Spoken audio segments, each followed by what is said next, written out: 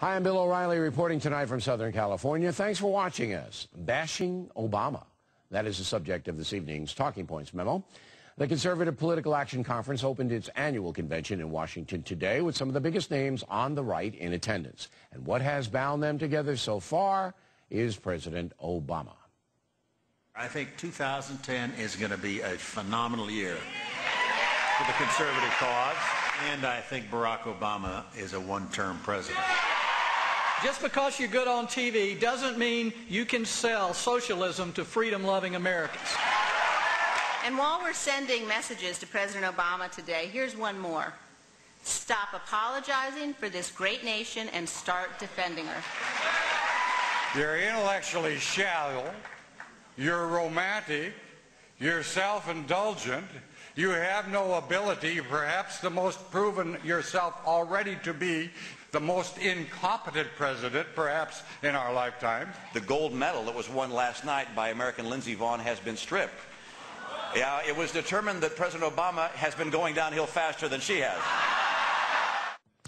Now, here's the question. Does Obama bashing accomplish anything? Talking Points became disgusted when President Bush was attacked every 2 minutes by the left. I mean, it got to the point where good people simply had to walk away from that. Even if you think Mr. Bush was doing a bad job, the personal attacks on him were vicious and accomplished nothing. So what's the difference with President Obama? Well, there are two kinds of political attacks. The personal, meant to diminish the human being, and criticism of policy, meant to persuade people the person in power is doing a bad job. Of course, there's nothing wrong with policy criticism or satire. That's a hallmark of America. But the personal stuff is cheap, and we're seeing more and more of it. There are times when people have to be called out. You may remember my interview with Congressman Barney Frank. But that's unusual. Most of the time, we and you can get your points across without being cruel. Talking Points does not mean to lecture. We've made mistakes here as well. And there is no question that President Obama is having some big problems. All the polls show that. So he is a legitimate political target. But if CPAC makes a weekend out of bashing Obama, it will be making a big mistake.